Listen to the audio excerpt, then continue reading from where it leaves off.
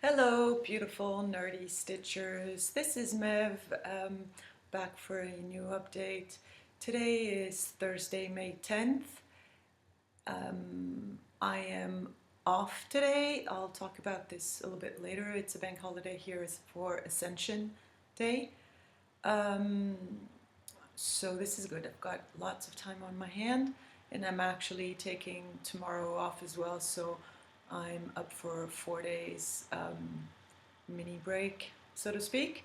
I've got quite a lot to show you today, and probably one or two stories on top of the stitching, so this might be quite a long one. So let's just jump right into it.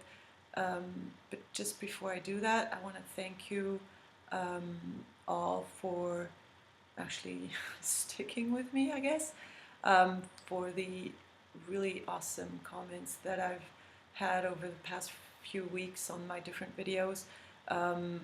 I feel like I'm generally making stitchy friends from a lot of different places, and you can't, well, yeah, some of you can, but it's just so fulfilling to be able to share about myself, but mainly about my stitching, with people who actually understand what I'm talking about. But more than that, it really creates connections where you would never have had the opportunity to do so were it not for cross stitch and for flosstube. So it's a blessing, and it's really, really thoroughly enjoyable, and that's just like, it makes my day almost every day. So this is really, really cool. The last update I posted was, I believe, 2.5 weeks ago, and since in France we have 4 bank holidays in the month of May, I've been stitching and not working, which is awesome. I'll get back to the bank holidays at the end of this video, because actually Leah at Jean Le Moal asked a couple of questions regarding those, and it made me think of why we had so much bank holidays and what they meant, and I think it's worth telling you guys what it's like, if you're interested, of course. On to the stitching. So my biggest project is still being worked on, obviously, and this is Coats of Arms by Sticketing van der Wegenburg. I will show you the pattern again, just in case. So this is it. It is very big, very, very big. It's roughly 200 by 600 stitches, and I am currently working on this band here. This is finished, and I'm working on this.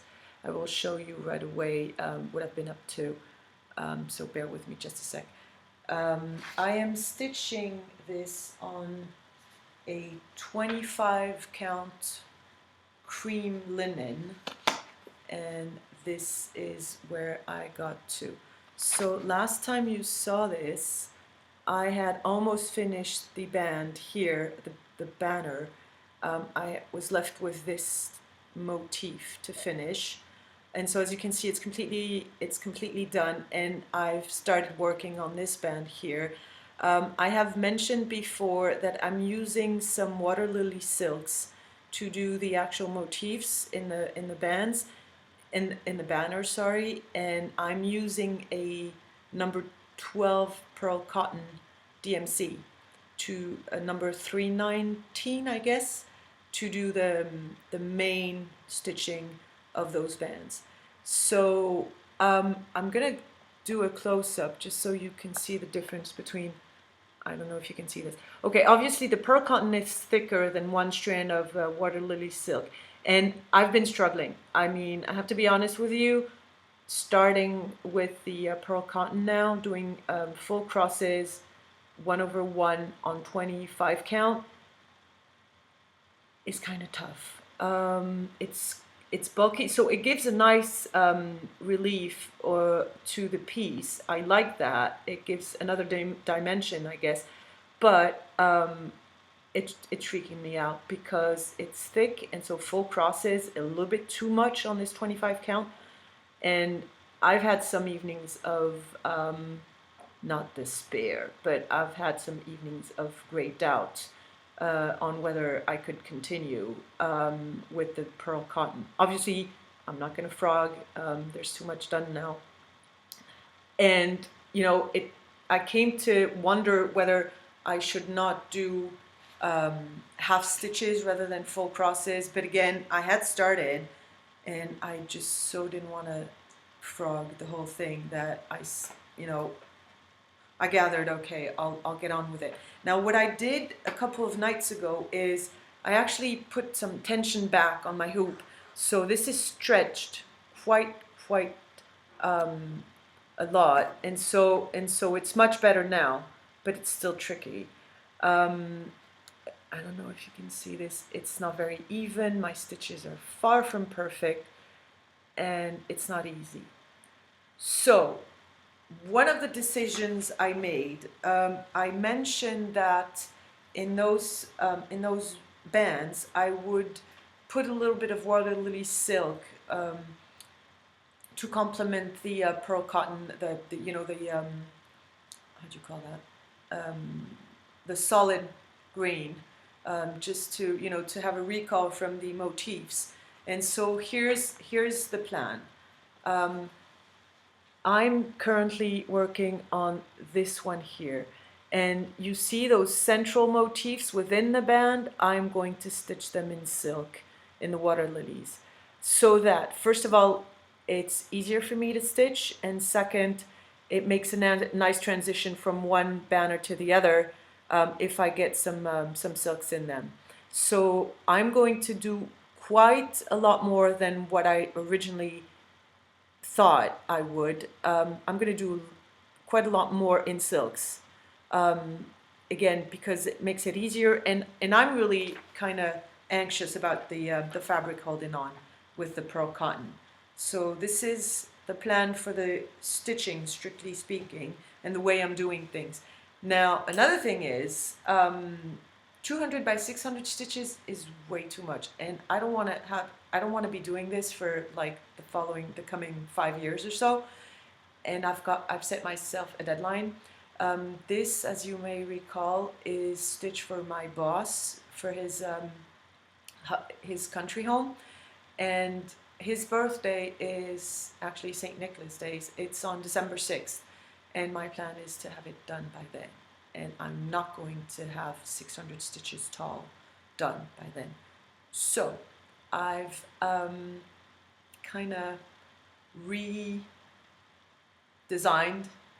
the chart. That's not, I've just, I've decided to stitch less than the actual full pattern. And this is what I'm going to do. It's really easy to choose, actually. If you want to downsize this thing, all you need to do is just take out some of the bands, and then, and still, it will still have a finished look, only you stitch less, obviously. So here's the idea. I have currently stitched the central banner. I'm doing this border here, right? I will do this border as well, and then I've chosen 2 more bands, which are this one here and this one there. So I'm going to do this one as it is. I'm going to put the lions above the one I've already stitched. So basically I'm going to have three banners tall, and I'm going to have this border, that border, and probably I'll finish by stitching this border on the very top and the very bottom of the pattern. Maybe in the next update I can just do some kind of copy paste to show you what it's going to look like. So basically I'll have 3 full banner stitch and 4 borders, so that it's going to be it's still going to be a rectangle higher than it's wide, but much smaller, obviously, than the full pattern. And I'm comfortable with this, and I actually am more comfortable with this than the idea of stitching it all. I had also mentioned that this piece is easy to stitch at nighttime, And so this is what I've been doing lately. I use a daylight bulb, and I can stitch it in the evening when the light is lower or when it's actually nighttime. The thing is, we're in May now, as you all know, and here in Paris, the days are very long, are getting longer and longer. Just to give you an idea, the sun sets after 9:30. So nighttime is coming really late. So by the time it's like I'm ready to stitch on this, it's already 9:30 past. And then, you know, I only have like an hour and a half, 2 hours to stitch before I really need to get some rest if I want to get up the next morning. So less stitching time for this one, but that means more stitching time for the other projects that I've been working on. And I've been working on that one pretty much. So the next project I want to show you is Harvest Keeper by Plum Street Sampler. This is what it's going to look like when it's finished. It's really cute, and I love the colors. This is so this is Plum Street Sampler's Harvest Keeper. As you can see, it's not very big. I'm stitching this with all the called for gast threads, and I'm stitching it 1/1 full cross on a 30 count linen. Last time you saw it, I just had like one beehive and most of the tree done. Now look at where I've got to. I'm very happy with this. So now I've got all the beehives done. Couldn't resist stitching a little bit because they're so cute. The tree's done, and I've made a good start on the lady with one of the flowers on her skirt, and the other flower is going to come up here. And then you've got, you know, her bust and head and long hat. Sorry, that way. Here, and then you have the border with acorns and leaves, and that's about it. Let me show this to you again. So yeah, so I'm a good way in now. So I'm left with the upper part of her body, this flower here, the two little bees, and all the borders. And I'm really having a blast. It is very easy to stitch. The 1/1 on 30 count is not bad, provided I do that by daylight. I cannot do that in the evening. The fabric is semi-dark, if you will, and the holes are really small. So this is daylight stitching. But I'm really enjoying it. I love the variegation on the threads. Oh, one thing I wanted to mention. I don't know if you can see this, but the chart, the way the colors show on the chart are pretty light, and I'm really stitching in all the called for threads, and in reality the piece is much darker. I think, you know, I thought I'd mention this just if you, to give you an idea, if you want to stitch it at some point. How can I do this? I don't know if you can see. Yeah, you can see the flower, for instance, and the beehives as well. They're much darker on the stitched piece than on the picture. And I mean, I know it's completely normal, right? The prints never ever can reproduce exactly what the model is in real life, but this is very striking, so I thought I'd mention it if you want to stitch it at some point. Just, you know, not to be surprised or disappointed or whatever. So yeah, so the Harvest Keeper is here, and it's really a joy. I love the variegation on the gas threads. Look at the flower, it's only one color. The dress as well, by the way. This is Wood Trail, the colorway Wood Trail, and it's like the way the variegation shows, and I have not calculated or anticipate anything on this one. It makes her dress kind of patchy, and I like that. It just goes with the sampler style really well, I think. So this pomegranate reddish pink is beautiful, and it pops right there, and I'm happy. And I'm gonna do this afternoon, probably I'll stitch the second flower here, and I'm very happy and excited to see what the result is going to be on this fabric. The fabric is very washed out in this light. It's overcast, but today, but it's still very, very white. Anyway, so this fabric is a greenish gray, and it shows much more washed out than it really is. So this is it. This piece is stitched for my colleague Laura. I've mentioned this before, and I want to finish it so I can give it to her, and I think she's going to like it very much. So I'm very happy.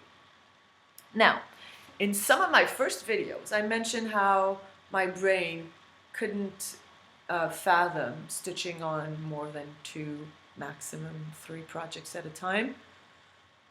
Well, that didn't last long. I actually remember I finished the Fire Wings design Samurai Dragon that I showed you in my last update, so I was left with kind of like, oh well, what am I going to use when I travel? Because the hoops I don't want to take with me when I take the train and everything. I don't know, it makes me a little bit nervous to travel with those. And so I thought, well, what's going to be the next thing? Because 2 weeks ago I visited my mom again, and this is a 2-hour train ride, and so I wanted something convenient and easy.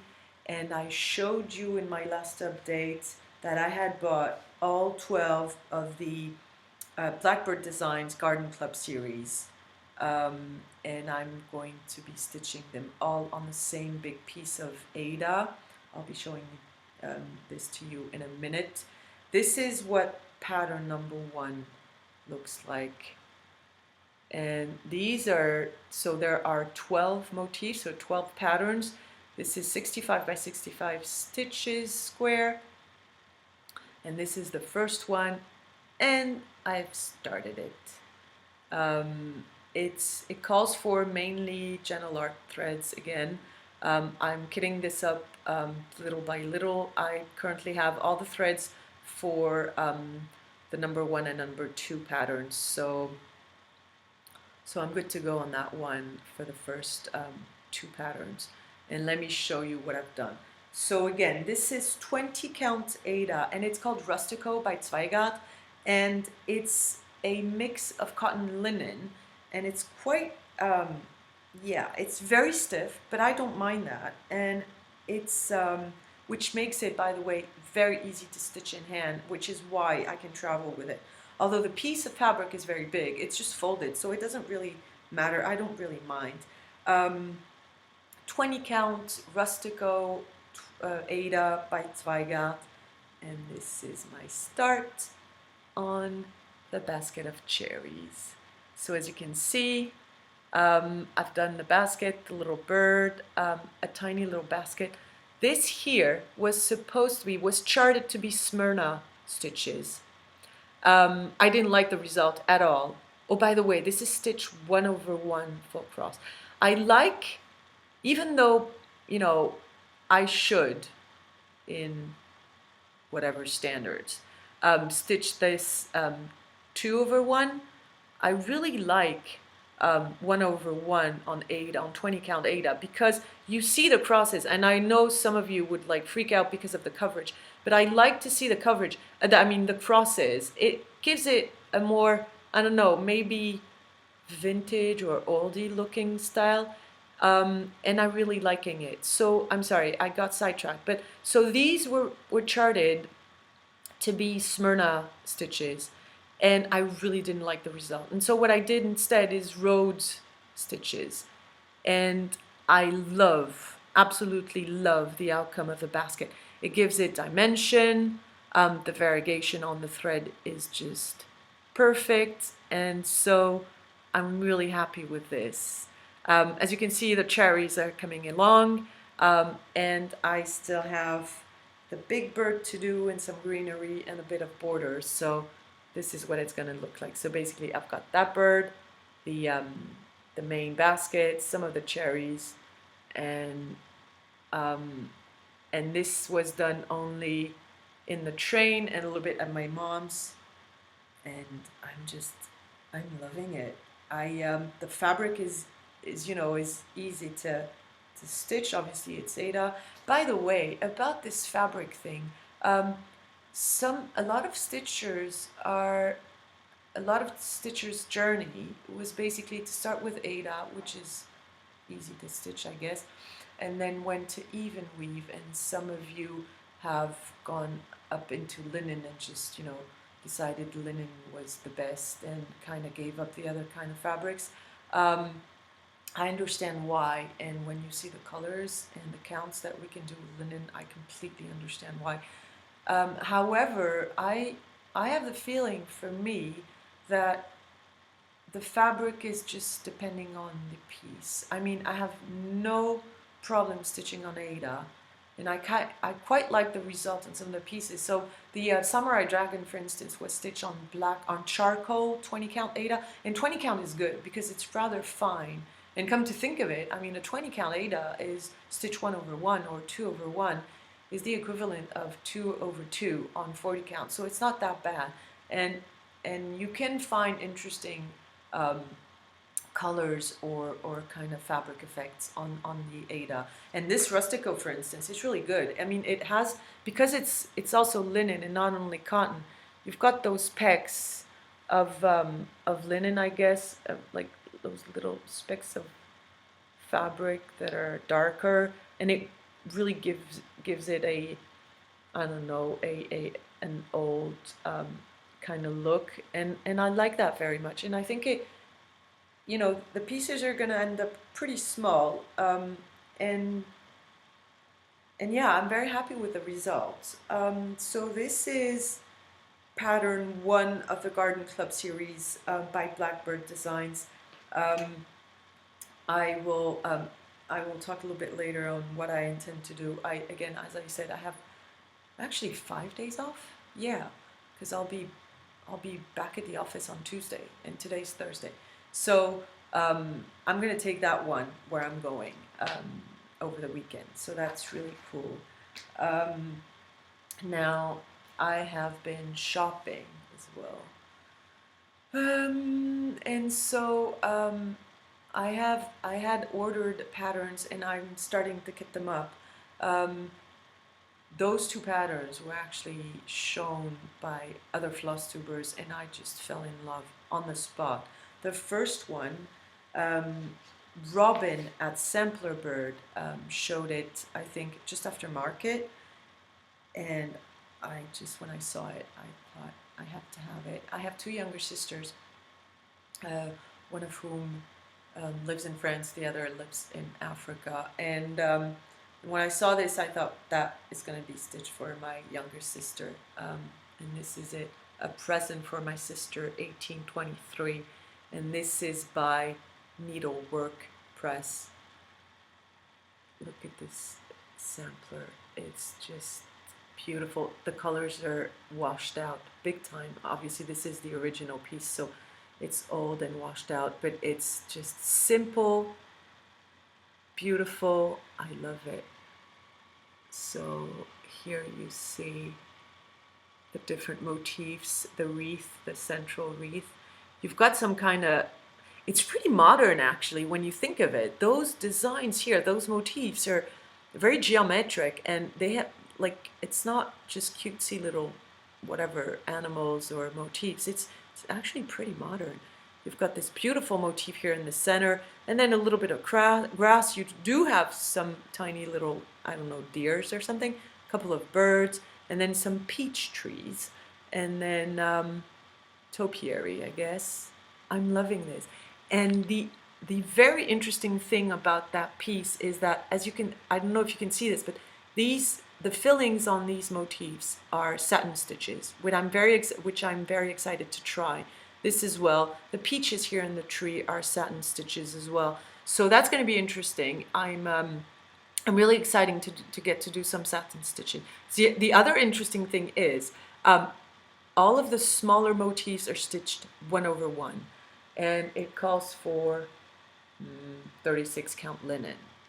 So all the motifs you see, apart from the wreath and the border, the motifs are stitched 1/1, and then the wreath here, the central wreath, and the borders are stitched 1 or 2/2. that means that your crosses are not going to be the same everywhere, and I find that particularly interesting. And so the sampler is beautiful, and the stitching is going to be interesting, I think. So I had to think about the fact that I would be stitching both ways over 1 and over 2 in order to choose my fabric.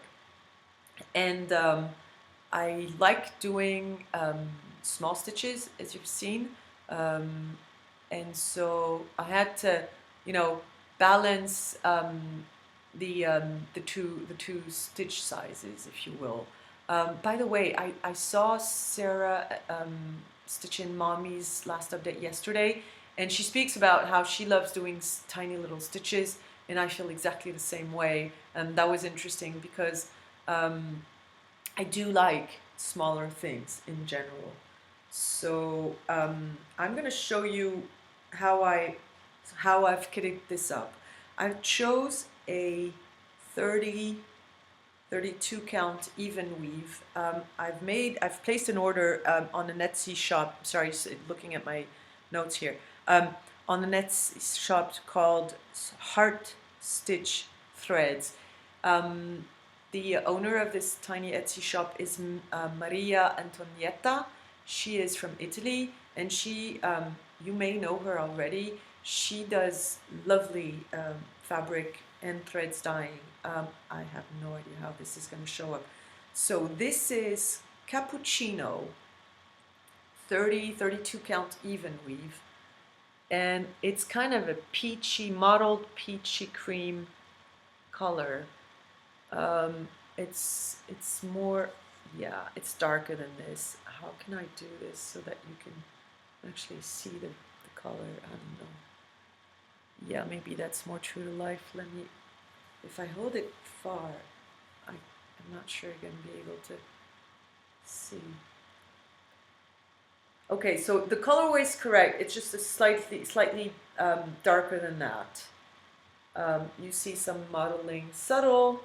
I really like it, and I'm thinking 30 count. This is the actual linen I'm stitching on 1/1 for the Harvest Keeper, and so I'm thinking I'll you know, I don't think I'll have problems doing 1/1 full crosses on 32 count even weave. So that's what my plan is. We'll see if, you know, I'm bragging or if it's actually possible. So this is the fabric, and here are the threads. So it's called the threads that are charted are all Gloriana silks, and I mean, as much as I would love to have Gloriana silks, they're very expensive, and I can't, you know, I'm already going crazy with cross stitch purchases. I didn't go on the Gloriana path. I mean, it would be far too unreasonable. So I've converted everything, and I still wanted to stitch mainly in silk, so this is what I'm gonna do. But here's what I have in terms of colorways. Can you see anything interesting here? Oh, the colors are so not good. Yeah, I guess I'll have to show you. This, for instance, right here is gray and green. It has absolutely nothing to do with what you're actually looking at. So basically, I've got some dinky dyes. I've got some Atali soie from Philatali. These are Auvera soie hand-dyed silks. I've got some Gentle Arts and a House of Embroidery, which is, let me see, we can't see it, which is here. This is a South African hand-dyed dyer. So this is what it's going to be like. This is Grecian Gold, sorry, this one. Grecian Gold by Gentle Arts. This beauty here is Castle Toe from Dinky Dyes. This one here is Lamb's Wool by Gentle Arts. And this one is, I have no idea how to say this, Sarsaparilla, whatever, by Gentle Arts. If you're interested, I can give more details in comments, if you will. So it doesn't show up well. It just like shows horribly, but jeez, I don't know. yeah, this color here does not want to show. Anyway, we'll see when I'll give it a start, if it shows better once it's stitched. So again, this is a present for my sister, 1823, by Needlework Press. I'm gonna start it now, but I'm not gonna. Nothing is gonna be started before I finish the Harvest Keeper. But I'm very excited, and I do believe she's gonna like this. So that's one, and then another one that I am actually kitting up now is a pattern that Suzette at Primitive Stitcher, sorry, excuse me, showed, I think it was last year, and she's actually stitching it. Suzette is just such a lovely woman, and I absolutely love every single thing she stitches. And so each time a video comes up, then I go shopping, which is cool, but then which is kind of stressing. But anyway, when I saw this pattern shown by Suzette at Primitive Stitcher, I immediately saw my mom. Immediately, it's just like it was so obvious, and so I went and bought it, and I'm gonna stitch it for her. It's just so. This is Needle and Thread by Brenda. Actually, Brenda has it's Brenda Gervais. This is how you call her. But Gervais, her last name is obviously of French origin, and so I would pronounce it Gervais. So this is Brenda Gervais' pattern, Needle and Thread. Look at this. Oh, little stitching lady with a big fat dress and all her stitchy stuff. So she's got bobbins in a basket. This probably is a pin cushion, sorry. Some scissors. You've got a couple of letters. You've got a needle that is actually held by a bird right here, and there's a thread. You can't see it, but there's thread in the needle. You've got two plants with tiny little buttons, which I think is awesome. And this lady, look at her. She's got like rosy cheeks and a little tiny hat and a lovely big skirt, and she's got bobbins on her skirt as well. And then there's grass here, and I don't know if you can see the text, but it says sew a needle pulling thread, which is obviously a reference to, oh my, what's the English title of this movie? La Mélodie du Bonheur. You know what I'm talking about. I'm sorry. Julie Andrews, Christopher Plummer, a 60s musical taking place in Austria just before World War II. I can't for the life of me think about the English title. The first time I saw this movie, I was probably 5 or 6 years old, and I saw it in French, obviously. And so the title, since then, I've seen it 20 times in English, but the title sticks to me in French. Oh, this is going to bug me. Anyway, so the sentence that is stitched in the grass, sew a needle pulling thread, is one of the most famous song, the ABC song, sentences or phrase. So here you go. This is Needle and Thread by Brenda Gervais, and it's just so my mom. It's just so my mom. So this one, I don't have the threads yet. I'm probably gonna do it all in the called for. I think it's mainly gentle art and maybe also crescent colors. We'll see, or colorworks. But I've chosen the fabric, and again, it's another 30-32 count even weave by the same dyer heart stitch threads on Etsy, and it's called Vanilla. And it's a mottled green, yellow, lemon yellow, and cream. The yellow is more vibrant than this, which is kind of a problem. Can I show this better? Yeah, you see the yellow is pretty vibrant. The cream is more subtle. So I don't know. I have more fabric than I need. So I will be definitely choosing where I'm going to be stitching. But I'm also thinking, because this is you know, a vintage looking pattern, I might dip it in tea just to kind of give it a more stained, more vintagey look, because again, the yellow, yeah, you can maybe see this. The yellow is very vibrant, and I'm afraid it's gonna be looking a little bit too new, if you will, if I leave it at that. But I'm very excited because this just screams my mom, and I definitely want to stitch it. By the way, so as I showed you, there are some little buttons stitched to actually um, feature the flowers on the plants. And my mom has probably, I don't know, maybe a couple thousand mother of pearl tiny buttons in her stash. So at some point next time I go to her place, I'm gonna steal them from her, like a couple. I only need like 6 or 7. I'll steal some tiny little mother of pearl buttons so that I can stitch them on this, because it's important for me that, you know, she actually has some stuff of hers on the finished piece. So I'm very excited, and I want to start it now, just as I want to start a present for my sister now and stitch all the things. Hi, Christine. So this is for the cross stitch update. Now I want to talk about the embroidery that I'm doing on some of the either painted or dyed fabrics that I did with my mom.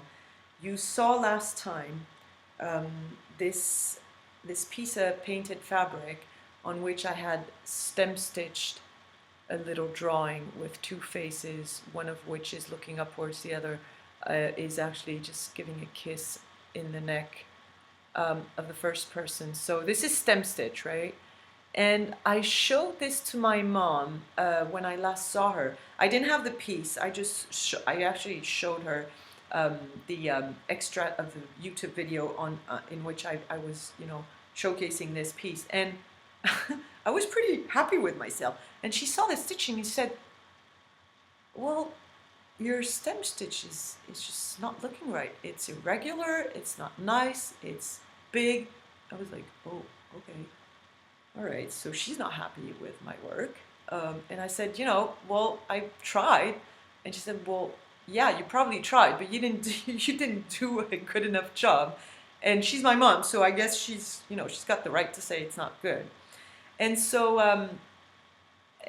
I told her that I wanted to do more. And she said, well, you have to show me how you do it, because maybe it's just, you know, you don't have the right technique.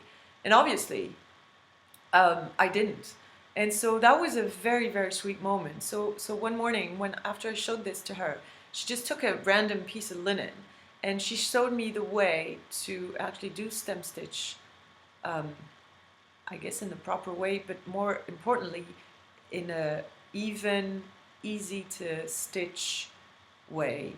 And I was very happy because it was just this, you know, this kind of mother and daughter moment where, you know, where you're learning the things, and it was a really good moment. And obviously, when I tried her way of stitching step and stitch, it was so much better.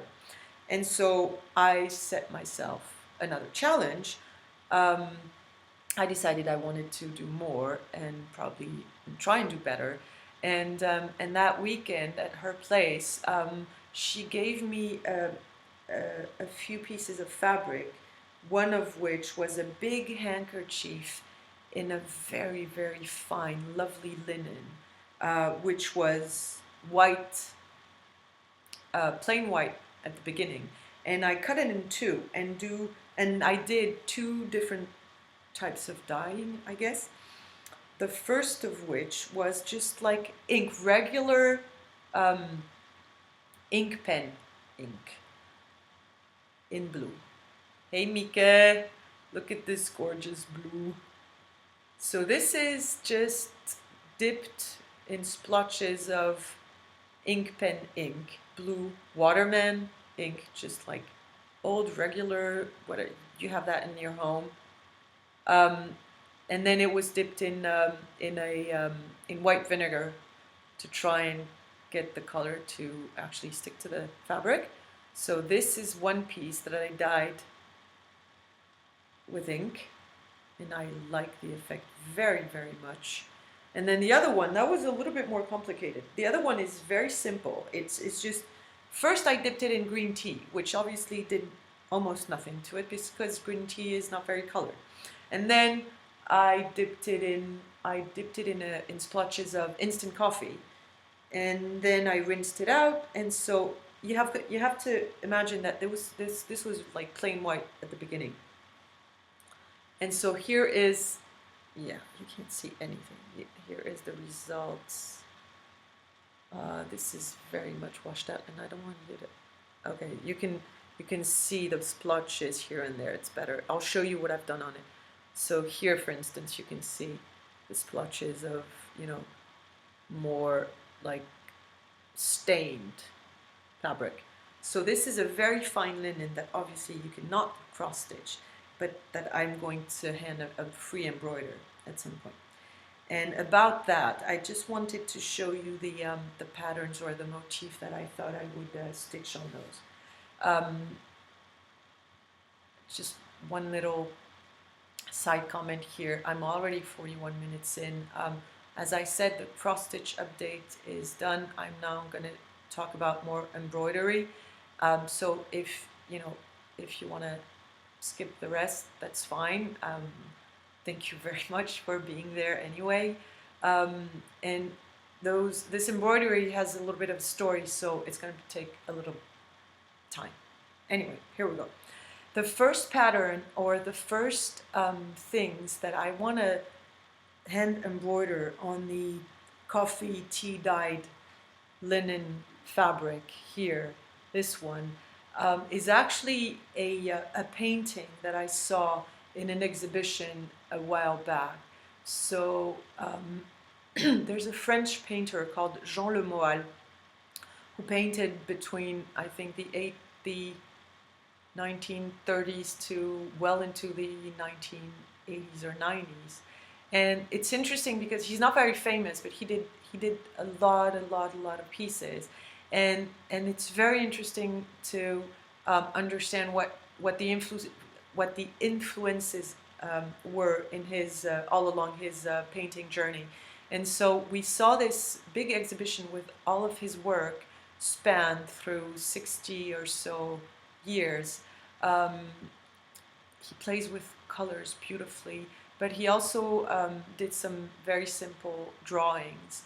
And in one of the smaller rooms at this exhibition, I fell on some of his drawings. In one of them, I don't understand exactly why, but I just fell straight in love with. And I probably stood there looking at it for more than 15-20 minutes. And I immediately thought, this is something that I could actually stitch. Of course, we weren't allowed to take pictures during the exhibition. And then I looked into the catalog, the exhibition catalog, and this little drawing wasn't featuring in it. So we came back a couple of weeks or so, or months later, and I asked the museum whether I could take just one picture of this one drawing so that I could try and reproduce it on a fabric. And the ladies were absolutely lovely. I just signed, obviously, a disclaimer saying that I wouldn't use this for anything else than just my personal, stitching thing.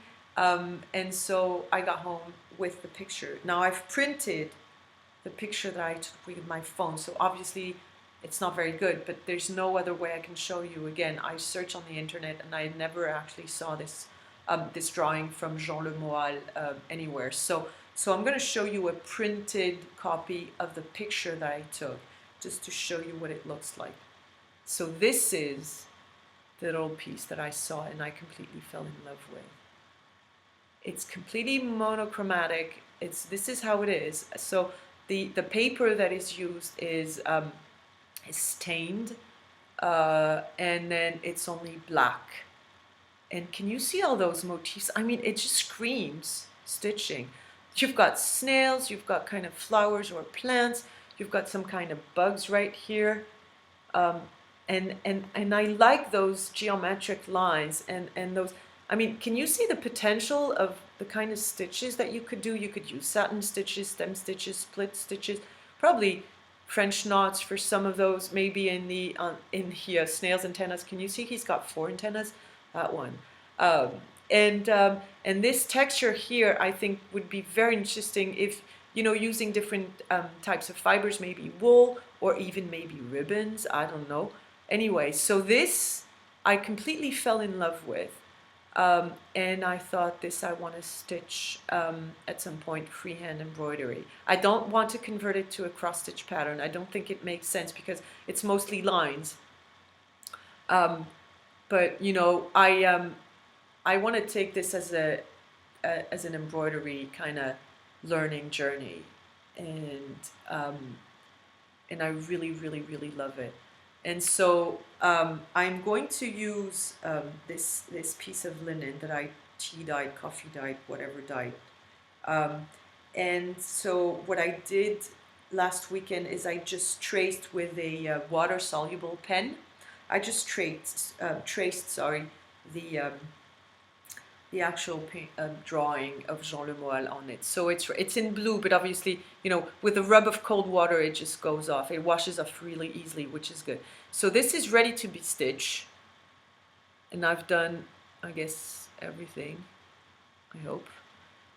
I still need to decide on a colorway. I think I'm going to keep some subdued, pretty neutral browns. I don't want to have... I want to keep the spirit of the original piece, so I don't want to have bright colors in this. It's probably it's going to be a mix of hopefully of gast threads, maybe silks as well, variegated if I can find some that I like. And then for the stitches, I need to think over. There are going to be satin stitches and stem stitches, obviously, maybe French knots, I don't know. But this is ready to be stitched as I've traced it. So this is the story of Jean Le Moal and how one piece of artwork just inspired me to try something different in here. Now the second embroidery piece that I did, I need to give you a fair warning. This part of my video is obviously, for those of you living in Northern America, R-rated. This is not PG, this is not PG-13. This is R-rated. And I'm actually starting to blush just to, you know, mentioning this. Anyway, let's go for it. So if you don't want to see nude content, you can skip this part of my video. I showed you the drawing that I stitched that my beloved partner had sent me. It so happens that a few years back, when we were on the phone, he actually drew some mermaids. Yes, some mermaids, while we were actually on the phone. Now he drew those 2 tiny little mermaids, thinking of me, obviously. So he was actually just doodling while talking to me on the phone. And this was probably because I had asked him to try and draw something for a future tattoo that I wanted to have. And so I'm going to show you the original tiny little drawings that he did. Again, this is R-rated. So this is the tiny little piece of paper on which he drew 2 tiny little mermaids. Obviously, he probably had me in his head when he drew this. Short hair is not very mermaidy, especially because it doesn't hide the upper part of a mermaid's body. Anyway, so these are the 2 little drawings that he had made while we were talking on the phone. And he gave this to me, and this will end up, one of those 2 little mermaids will end up being a tattoo that I'm going to have somewhere on my body. But because of this stitchy adventure and the blue fabric that I dyed with my mom, I thought, oh, I wonder if I couldn't stitch one of those mermaids on this blue fabric and see how it goes. And that would be a way for me to practice my stem stitch, as my mom had not deemed the first attempt satisfactory. And so I have asked him, since I've been very lucky. He visited me a couple of weeks back. So he came to my home and I talked about my project, and I asked him if he would be kind enough to retrace just the outlines of one of the two mermaids for me so that I could actually trace it on my fabric. And he said, okay. And so this is the actual pattern for the stitching, again, nude content. So this is the drawing that he did on tracing paper for me to actually trace on my fabric. So this is the mermaid as it's drawn. I used the tracing paper from DMC for this, and then I stitched it on my blue fabric, and this is the result. And it's not perfect, but it's much better, and I absolutely love it. It's simple, it's obviously sexy, it's really, really nice. I'm sorry, I'm getting emotional here, but this has so much meaning for me. So yeah, that's my Little Mermaid. An R-rated, adult-only Little Mermaid, and I really, really like it. I'm sorry, I'm getting misty-eyed. This is ridiculous. And so the stitches are not perfect, as you will see. Let me just do a close-up so that, yeah, see, for instance, the hair is not very satisfactory. There's some messing up here behind the knee. But overall, I mean, the drawing is so very lovely. And the stitches are way better using my mom's method than the first one I did. So this is one strand of lemon sherbet dinky dyes silk. Is it one strand? No, it's 2 strands. I'm sorry. This is stitched with 2 strands of lemon sherbet dinky dyes. And this, it shows really white, but it's actually a very, very, very pale yellow and off-white thread, and as it's silk, it's lovely to stitch with. And I did this in one afternoon. I think it was on Tuesday, last Tuesday, so 2 days ago, and I'm loving it. And so I do want to continue stitching freehand embroidery because it, you know, the projects I've decided to do are smaller, so it finishes a little bit quickly. It's different, and you can do just about anything that, you know, you see a picture that you like, you see a motif that you like, you see some color arrangements that you like, and bam, if you have a little piece of linen or cotton hanging around, then you can actually just go ahead and stitch. It requires some techniques, obviously, but I'm more than willing to learn. So I wanted to show you something on the other piece. I don't know if you can see this, but this. So as I mentioned, this was a handkerchief, and so it's got some kind of, yeah, you can see that some lines here, and it's interesting because the way I put the drawing or from Le Moal, you see, it's kind of like framed by the actual fabric, and I'm liking this very much. So it holds a lot of potential finish-wise, which I still don't know what I'm going to do, but I think it adds to the piece to have those lines within so this is actually the handkerchief's border, and so I think it's going to be interesting once it's stitched to see how I can also put that, you know, within the framing process. So this is the freehand embroidery projects that I have either finished or I'm about to start. everything around me now is, you know, a pretext to think about stitching, and I'm really, really loving the journey here. It's very exciting. It's nourishing, I think, both for the head and the heart, to, you know, look at things and think, oh, what could I do with that stitching related, that would be stitching related, and it's a real genuine pleasure. And I think that the process of thinking about colors, thinking about threads, fabrics, and patterns actually, is also a very enjoyable part of the whole crafting thing. So it's, again, it's fulfilling, I think. So I guess this is it for, and it's been a while now, I think this is it for the stitching part. I just wanted to answer a question / comment that Leah wrote to me a while back regarding those holidays. So you may know that we have a reputation in France of having loads of bank holidays, which is kind of true. I think we have 14 of them, which is, you know, which is a lot compared to other countries.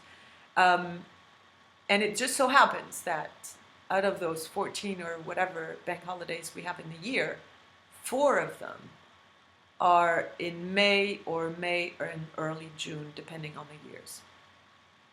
And Leah mentioned I was lucky to have some more stitching time in May, of course, which I am very lucky. But also, she asked what kind of holidays they were, and whether we had the habit, like you have in the US, maybe in Canada as well, of having patterns related to your holidays. I know you guys do seasonal stitching, so you stitch things for Valentine's Day, for St. Patrick's, for obviously for the 4th of July, for Thanksgiving, for Halloween, and Leah was wondering whether we did kind of the same thing. Now I want to say a word about those holidays, because thanks to Leah, it made me think of what those holidays were, and so in a word, I just want to say what those 4 specific May, early June holidays are, because it's I think it's really interesting and defining of what the kind of country we are and the kind of background and history we have. The first holiday of this period of the year is 1st of May, and it's not May Day, it's Labor Day. It is the official Fête du Travail, so Labor Day in France. It's one of the very few completely official, non-worked holiday of the year, with Jan 1st and 14th of July, which is Bastille Day, National Day. So 1st of May is Labor Day, and this holiday, this bank holiday, dates back from the 20s or the 30s, back when unions, trade unions, were very, very strong, when we have a pretty far left government trying to improve workers' conditions, etc., etc. So it does hold a very strong labor-related significance. Meaning in France, and so May 1st. On May 1st, you generally, if you are of that mind, go down in the street and protest whatever you want to protest that is work or labor related. So that's May 1st. The second one is May 8th, and May 8th commemorates the end of World War II in France. So it commemorates May 8th, 1945, where the end of World War II was officially signed between the Nazis and the Allies.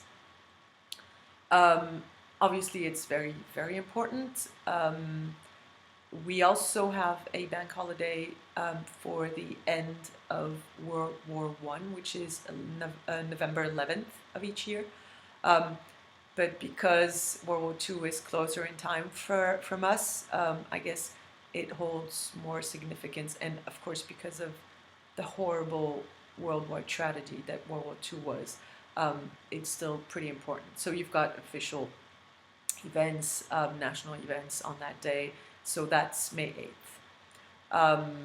So pretty, pretty national specific holiday, whereas May 1st, which is also celebrated in other countries as Labor Day, is more of a class-related holiday. And then the other two are Ascension Day, so that's Thursday, however long after Easter. I'm very sorry, I forgot about my Bible school things. So Ascension Day is on a Thursday, obviously, and it's today. And then we've got the very last one is Whit Monday, so another Catholic or Christian holiday.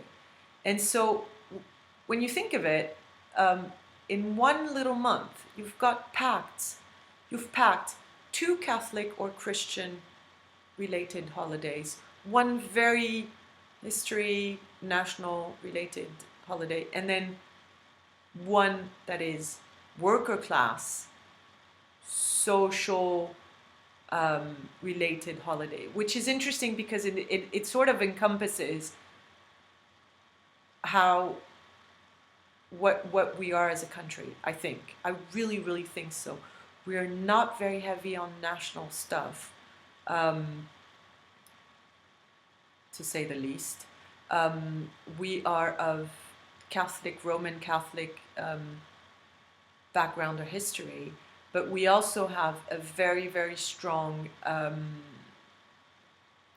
worker social class related history as well, socialists actually, and communist history throughout the 20th century. So it's very interesting to have all those four holidays so close together with such a strong difference between them. That was the tiny little sorry excuse for a history lesson on France and French holidays. And to get back to Leah's comment, we don't tend to stitch holiday-related things. Not that I know of. I know it's not as big a trend as it is, for instance, in the US and maybe in the UK. I would not be able to say why, but I think that because we're not as heavy on those celebrations, maybe it wouldn't come to mind. Of course we do Christmas stitching, I guess, and you want to stitch flowers when it's spring, and you want to stitch beautiful autumn leaf colors when it's fall, etc. We do not have that kind of love for seasonal or holiday patterns as people in the North America could have, I guess. So that's for you, Leah. I don't think that it's an important trend here. And I guess I've rambled enough for today. This video is over an hour long now, so I'm gonna stop here and do some more stitching. One last thing though, so today I'm still at home, but tomorrow morning I will be flying out to Tunisia. For those of you who don't know, it's one of the North African countries on the Mediterranean Sea. I'm flying out tomorrow morning, coming back Monday afternoon, and the plan, I'm going there with one of my very good friends. The plan is actually to settle down either by the pool or by the sea, because our hotel is like literally by the sea, and just basically do nothing and stitch a lot.